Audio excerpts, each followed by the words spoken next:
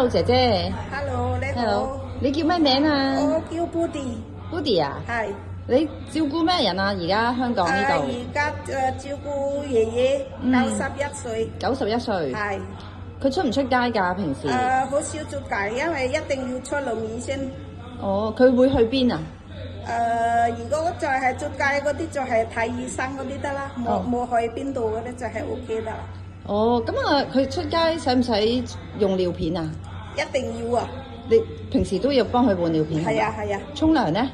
一定幫佢沖，因為佢又自己覺得自己又唔識得自己沖涼啦。係咪得你一個照顧公公啊？係啊，我自己照顧，因為冇人係 OK，我自己照顧佢。哦，好啊！你啲廣東話幾好喎！你識煮乜嘢俾公公食啊？而家公公咧食唔到飯咁，起碼就係食腍啲嗰啲咧。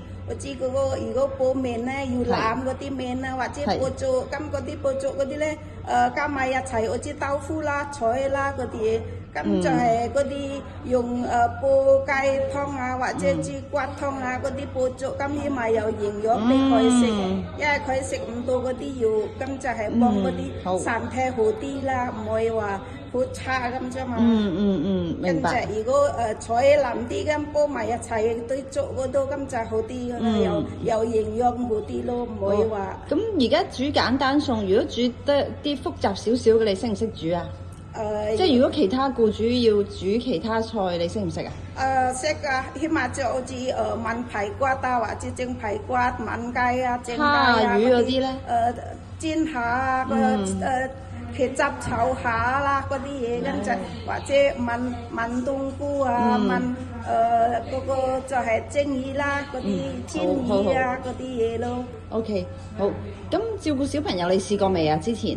試過啦 ，BB 又係試過嘅。哦。就係小朋友嗰啲就係接翻學啊、上翻學啊嗰啲嘢，咁就係俾佢食嘢啊，中意食乜嘢嗰啲嘢咯。OK， 好。咁你怕唔怕貓貓狗狗㗎？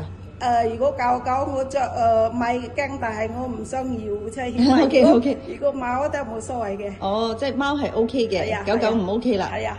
好，唔該姐姐。唔使。拜拜。你拜拜。